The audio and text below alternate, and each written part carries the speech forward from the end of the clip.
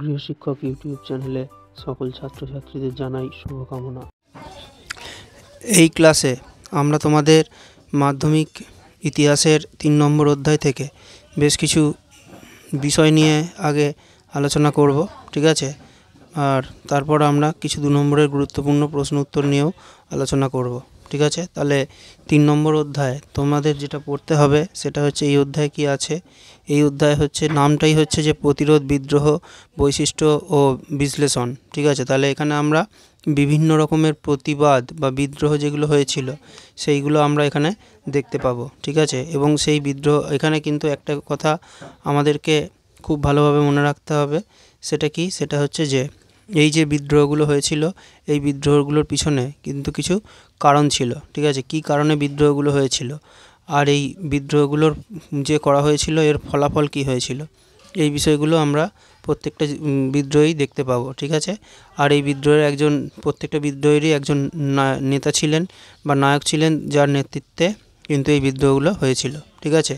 এই বিষয়গুলো এরকমই আমাদের বইয়ের প্রথমেই যেটা আছে সেটা হচ্ছে যে চুয়ার বিদ্রোহ কেন হয়েছিল সেই বিষয়গুলো আমাদেরকে এখান থেকে ভালোভাবে দেখতে হবে। তার আগেও কিন্তু আরও একটা জিনিস আছে, সেটা কি, সেটা হচ্ছে যে এই যে বিদ্রোহ, বিপ্লব আর অভ্যুত্থান এইগুলো কি এক একটা জিনিস এক এক রকম, সেই বিষয়গুলো কিন্তু আমাদের আগে বুঝতে হবে।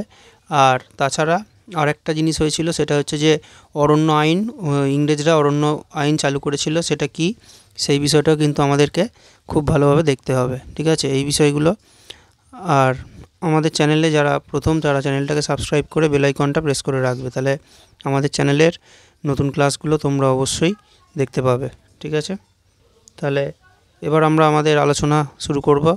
প্রথম প্রশ্ন যেটা আছে এখান থেকে, যেটা তোমরা ভালোভাবে পড়বে, সেটা হচ্ছে যে বিদ্রোহ, অভ্যুত্থান আর বিপ্লব কাকে বলে, এই বিষয়টাকে কিন্তু ভালোভাবে আগে তোমাদেরকে দেখতেই হবে, ঠিক আছে। তাহলে বিদ্রোহ কি? বিদ্রোহ হচ্ছে যে প্রচলিত প্রথা, রীতিনীতি, সমাজ, রাষ্ট্র ব্যবস্থার বিরুদ্ধে একটা নির্দিষ্ট মানে কোনো একটা আদর্শ বা একটা কোনো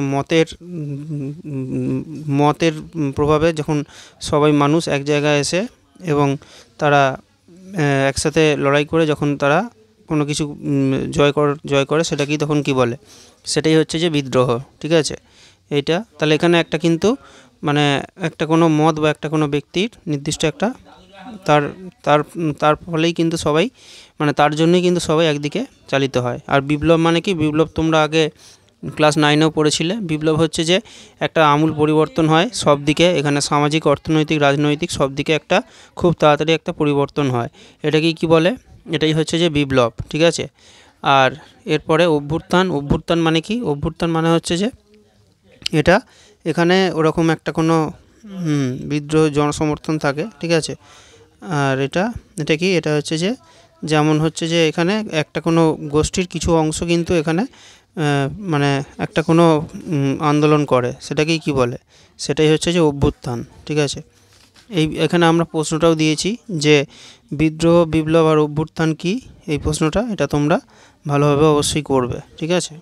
এই বিষয়গুলো বুঝে নিয়ে এই উত্তরটা তোমরা লিখবে, ঠিক আছে। এর পরের প্রশ্ন যেটা আমরা দিয়েছি সেটা হচ্ছে যে ঔপনিবেশিক অরণ্য আইন কী উদ্দেশ্যে চালু করা হয়েছিল বা প্রবর্তন করা হয়েছিল, এই প্রশ্নটা, ঠিক আছে।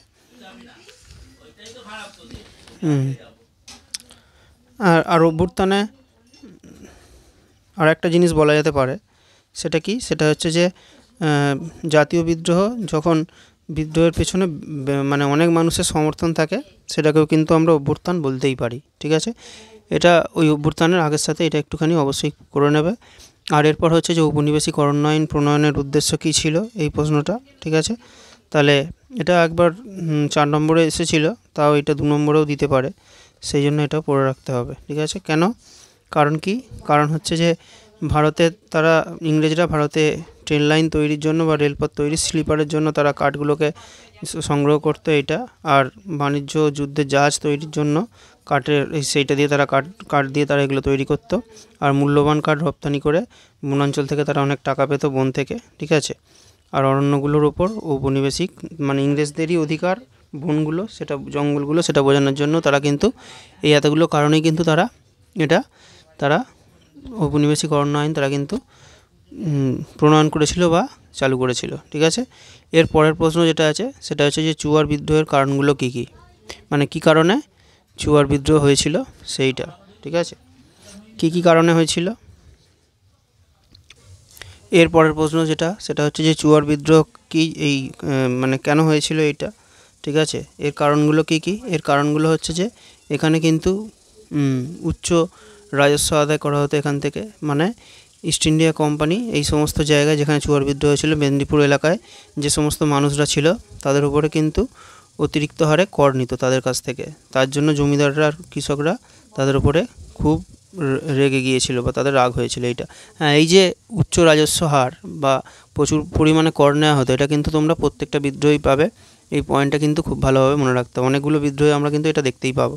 ঠিক আছে, আর আরেকটা কী হয়েছিল, আরেকটা এই সময় সূর্যাস্ত আইন হয়েছিল। ঠিক আছে, এই সূর্যাস্ত আইন যে প্রয়োগ করে অনেক জমিদারের জমি তারা হাতছাড়া করে দিয়েছিল, এই জন্যই তারা আন্দোলনটা করেছিল বা বিদ্রোহ করেছিল। ঠিক আছে, আর আমাদের ক্লাস কেমন লাগছে সেটা তোমরা কমেন্ট করে অবশ্যই জানাবে।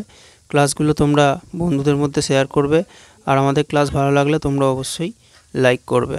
ঠিক আছে, আর এর পরের প্রশ্ন যেটা সেটা হচ্ছে যে কি, সেটা হচ্ছে যে চুয়ার বিদ্রোহের ফলাফল লেখো বা জঙ্গলমহল জেলা কেন তৈরি হয়েছিল, এই প্রশ্নটা ভালোভাবে অবশ্যই করতে হবে। ঠিক আছে, এখানে কি হয়েছিল, এখানে চুয়ার বিদ্রোহের পর জঙ্গলমহল নামে একটা জেলা তৈরি করা হয়েছিল। বাঁকুড়াকে জঙ্গলমহল বলে একটা জেলা তৈরি করা হয়েছিল, এটা 1805 সালের 18 নম্বর রেগুলেশন অনুযায়ী। ঠিক আছে, এদের দাবি মেনে নিয়ে আর কি, আর ব্রিটিশ সরকার সেনাবাহিনীর সাহায্যে চুয়ারদের বিদ্রোহকে বন্ধ করতে না পেরে বিদ্রোহী জমিদারদের সঙ্গে তারা একটা মানে করে নিয়েছিল, তাদের সাথে একটা বোঝাপড়া করে নিয়েছিল। ঠিক আছে, এইগুলো আর এই বিদ্রোহ কৃষক বিদ্রোহকে অনেক অনুপ্রেরণা, পরের যে কৃষক বিদ্রোহগুলো হয়েছিল সেইগুলোকে অনেক অনুপ্রেরণা দিয়েছিল। ঠিক আছে, এইটা ঠিক আছে। আর এরপর যেটা আছে সেটা হচ্ছে যে কোল বিদ্রোহের কারণগুলো কি।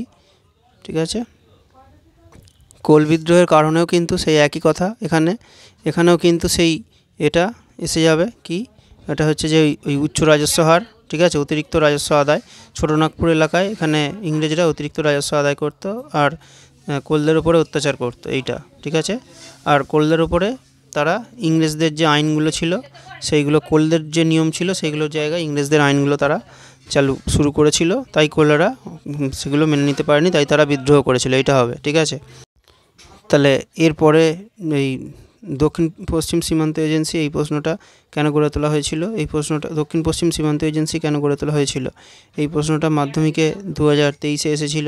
ঠিক আছে, আর এর প্রশ্নটা অন্যভাবে বলা যেতে পারে যে কোল বিদ্রোহের ফলাফল আলোচনা করো। যাই দিক দুটো প্রশ্নের উত্তর একই হবে। ঠিক আছে, তাহলে এবার এই উত্তরটা কীভাবে লিখতে হবে তোমরা কিন্তু বুঝে নিলে উত্তরগুলো খুব সহজেই লিখতে পারবে। ঠিক আছে, তাহলে এখানে উপজাতিরা এমন বিদ্রোহ করেছিল যে 1834 সালে তাদের জন্য, তাদের থাকার জন্য দক্ষিণ পশ্চিম সীমান্ত এজেন্সি তৈরি করেছিল ইংরেজরা। আর কি করেছিল, আর সরকার যেখানে কোম্পানির নিয়মাবলী কার্যকর না করে সেখানে, যেখানে এই দক্ষিণ পশ্চিম সীমান্ত এজেন্সি ছিল, উপজাতিদের যে পুরনো যে পদ্ধতি রীতিনীতি সেইগুলোই তারা মেনে নিয়েছিল। ঠিক আছে, আর উপজাতিদের গ্রাম প্রধানদের জমিও তারা ফিরিয়ে দিয়েছিল, আর জমি ফেরত দেওয়ার ব্যাপার মানে যে বিধিনিষেধ ছিল সেখানে কিছু আরোপ করা হয়েছিল, নতুন নিয়ম। ঠিক আছে, আর পরের ক্লাসে আমরা তোমাদের এই অধ্যায় থেকে আরও কিছু গুরুত্বপূর্ণ প্রশ্ন উত্তর নিয়ে আলোচনা করব।